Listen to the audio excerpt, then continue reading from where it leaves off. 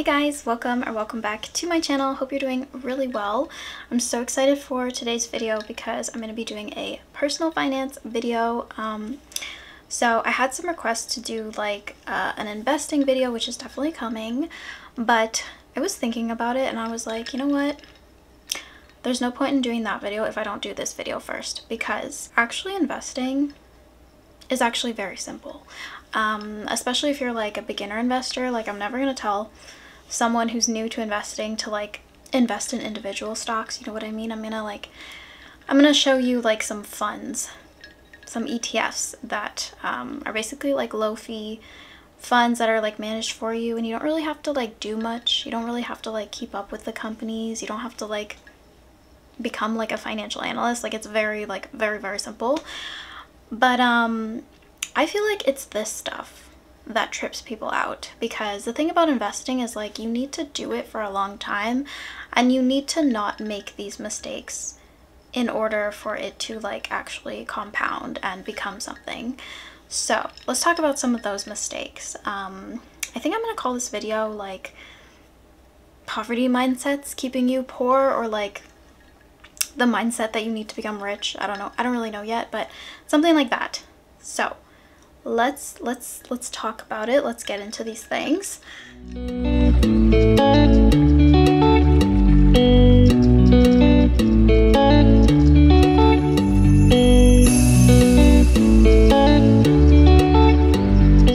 It's so funny too. One of my previous videos, I mentioned that I love money because I'm Chinese, and I got a few comments from other fellow Asians who totally understood what I was saying. They were like, yes, I'm Chinese too. I understand the love of money that we have. It's like, it's a cultural thing, you know what I mean? There's a comedian, I can't remember his name, but he was the one who was like, Chinese New Year, Chinese people go around telling each other, what is it, Gong Hei Fat Choi, which means I hope you get rich. Like, they go around telling each other, I hope you get rich. They don't say Happy New Year, they say, I hope you get rich. Like, it's just hilarious to me that that is a real thing that we do. But to clarify, like, I know I am an Aritzia girly, but the truth is, like, I don't love money for the material value. I actually love money for freedom, like freedom and time. And, you know, just kind of having walking papers in case you get yourself into a toxic situation, toxic relationships, toxic workplace situations. You have walking papers. You can always walk away from something that could be bad for your mental health, or unsafe, or, you know, just like not good for you. I also just want to preface this video by saying, like, don't automatically think that you can't do this if your income's just like not as high as other people's. I did not get my portfolio to where it is today with a high income. I did work multiple jobs and I did live with family, so that helped a lot. But I was on these like Reddit forums when I was like 21, I want to say, and that's where I first learned about the FIRE movement. If you don't know, FIRE stands for Financial Independence Retire Early.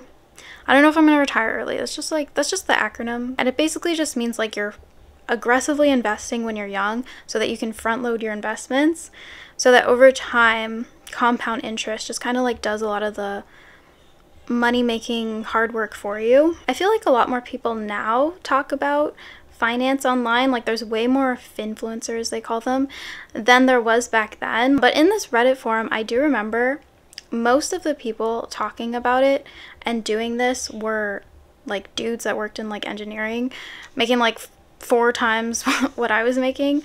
But I just like wanted to do this. I don't really care that like I did not have like the right like setup that everybody else was on this forum was doing it with. I did live with family and I did work multiple jobs, and I kind of discovered that if you do that, you can actually pretty much save and invest like pretty close to the same amount that a lot of these people were doing. So where there's a will, there's a way. And the thing about living with family in your 20s, like, I'm just gonna say this once. Okay. Most cultures do not kick their kids out at 18. Most cultures do not do that. Chinese culture, Very common to have multi-generations in a home. Italian culture, super common for Italian women to live with their parents until they're married. Let's just, diverse perspectives. Let's keep diversity in mind. And it is a privilege if you can do this. It is a privilege. But there will be people who don't have this privilege and they will like hate on you for it. Ignore them. Stay the course. Okay, so this first mindset, which if you have this, like, this will definitely stop you from becoming wealthy, and it is not believing that you can become wealthy. And it sounds so cheesy to say, but like, honest to God, if you don't believe something is possible, then it's not. Then it is not.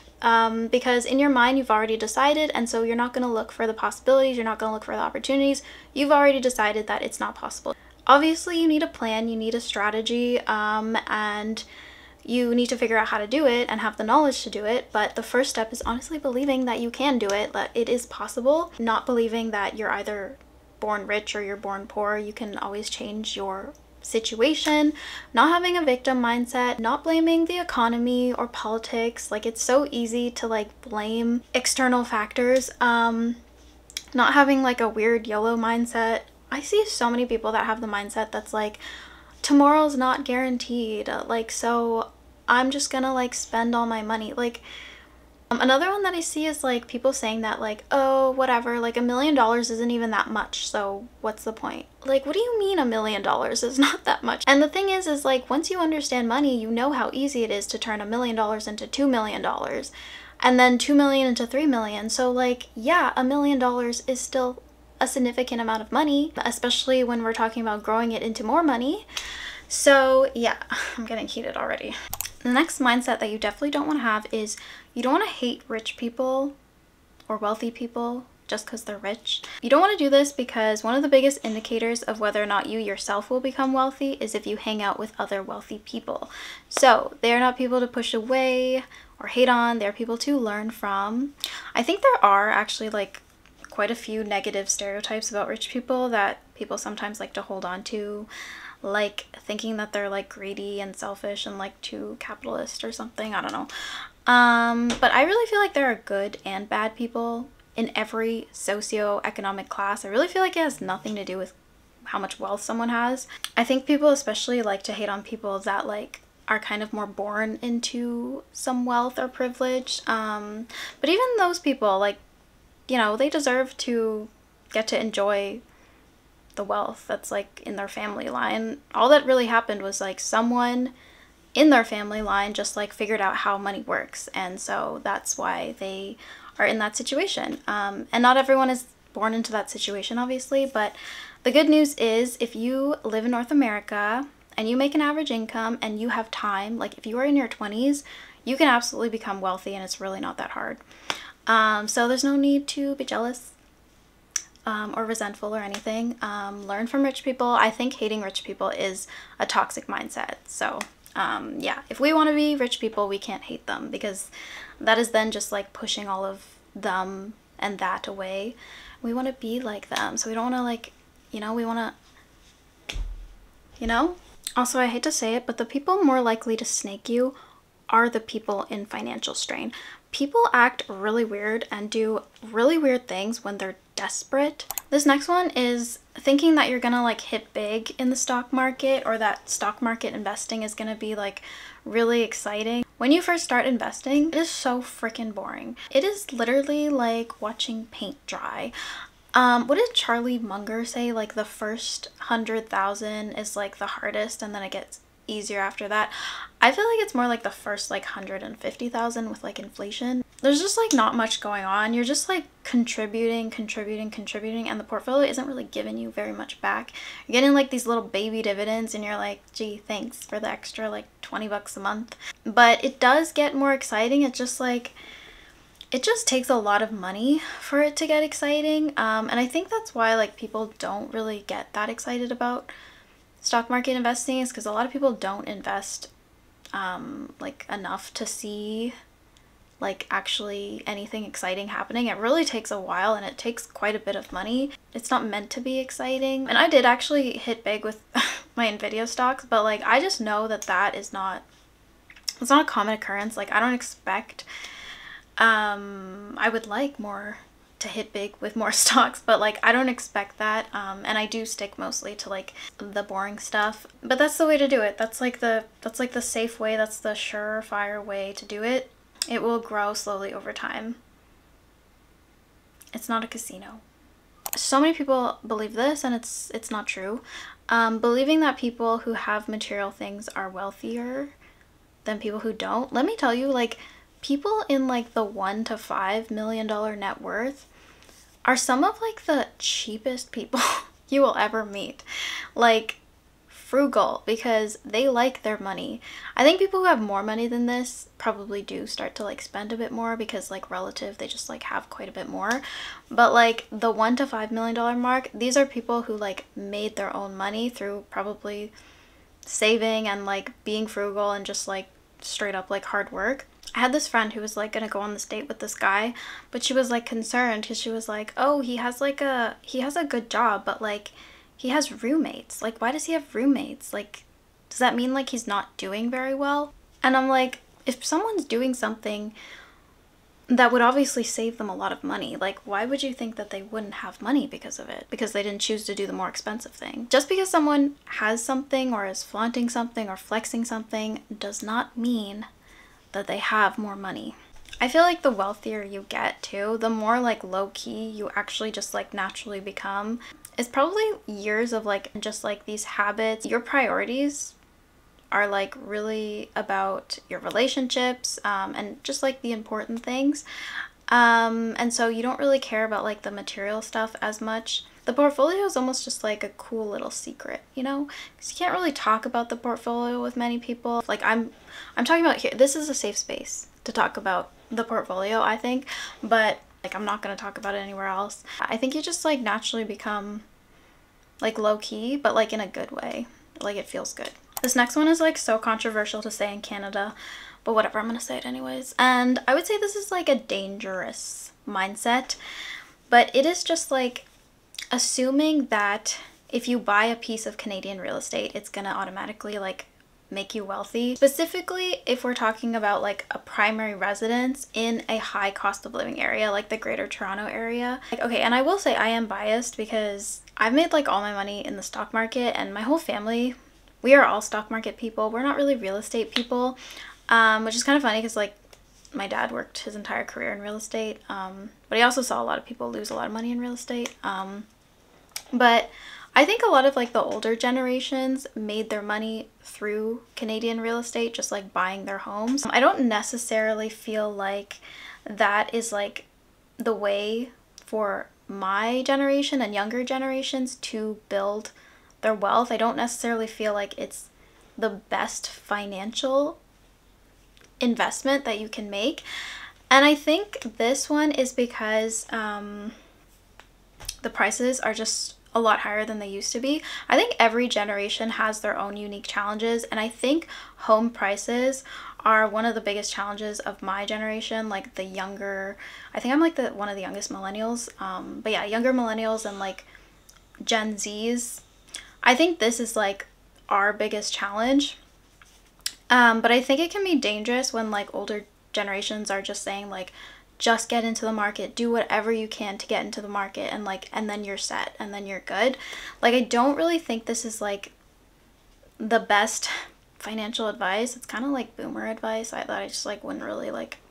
For me, it's in one ear and out the other. And this is hard to say because people obviously like need homes. People want homes in high cost of living areas. I think it's really dangerous to like commit all of your income to a home and then not have enough for investments. I think the opportunity cost of missing out of years of compound growth and capital gains, I think that is not a good financial decision. I mean, obviously if you don't invest at all, then obviously like buying a house is better than just like holding cash. I would wait till you have enough money to invest and have a home in order to buy a home. And that's really hard with these current prices. I know personally, that's my thought on that. I think people get excited when like the price of their homes like go up a bit and stuff, but like I think people sometimes forget about like how much interest you're paying on your mortgage. Like I have heard that like your home price needs to double in order for you just to break even, with all of the interest and, you know, property taxes, maintenance, like all the costs associated with home ownership, the house price needs to double just to break even. The top 1%, they actually have most of their wealth in financial assets, not their primary residence. And there are people who want to become landlords in places like the Greater Toronto area, like high cost of living places. Personally, I would never want to do this. I'm sorry for being so controversial. It just like, I just can't imagine, like, imagine buying a condo or something for like $700,000 with the intention of renting that out as like an investment property. How long do you have to rent that out to get your money back? Nothing in the GTA cash flows because of how expensive everything is. Also, in Ontario, the way that the like landlord tenant laws are, if someone stops paying their rent, you cannot get them out of your property. Like, it'll take like years to get them out. I've even heard horror stories where like tenants, they stop paying their rent and like the landlord tries to like get them out by like changing the locks on the doors, and then the tenant like sues the landlord and the tenant wins. Just like crazy stories like that, or like the tenant demands money from the landlord to like get them out, even though they're the ones that like stop paying rent. Maybe if you like bought the property like a long time ago and like now it cash flows because you got it a lot cheaper, like maybe that makes sense. But like, I just feel like being a landlord in Ontario today, I feel like there are better things you can do with your money, to be honest. This next one is thinking that climbing the corporate ladder alone will make you wealthy. Like, thinking that the way to get wealthy is to just keep chasing the higher salary. Someone making a lot less than you salary-wise, but they invested properly, will probably still end up a lot wealthier than someone who just climbs the corporate ladder but doesn't invest. Because at a certain point, if you invest properly, like, that person's portfolio is going to be making more than their salary anyways. Yeah, and the portfolio is always working because it's just like, it's working harder than you can work. It's always working. It never gets laid off. Again, not saying don't climb the corporate ladder. I'm just saying, like, financially speaking, I feel like the goal is to take the money that you get from selling your time for money and converting it into investments, so that eventually the investments are what's making you all the money, and then your job just kind of like becomes a hobby. And those people that like kind of bicker about like, oh, this person makes more than I do, blah, blah, blah. If you have a portfolio and you build it to a certain amount, none of that even like, you don't even care about that stuff anymore. When the portfolio makes you a salary, the portfolio becomes the wealth driving tool. This next one is more just like a thing to avoid doing. And it is getting financial advice from poor people, or people who are not rich, or people who don't have your best interest in mind. And this is a hard one because this group includes almost everyone. Personal finance is like the one topic where you can't trust most people. Like, you can only trust your parents if you have financially literate parents. You can't necessarily trust your teachers. You can't necessarily trust your managers or bosses. And sometimes you kind of wonder, like, if they were financially independent, would they still be working that job, you know? Yeah. And you might think, like, I will go to the bank and ask, like, finance professionals. And then you find out that they're actually, like, salespeople trying to sell you financial products. And they might very likely put you in, like, really crappy financial products, like mutual funds that do nothing for 30 years. What I recommend doing is actually starting with the books. Read these personal finance books. They will teach you a lot, especially to do with like the mindset. I'll put like a list in the description. That is where I would start. And obviously listening to me, because like, don't I seem so trustworthy? I'm literally unemployed. I do have a portfolio though. I do have a portfolio. Also, thank you guys so much for your comments. I really enjoy reading them. So yeah, thank you so much for taking the time to leave them on my videos.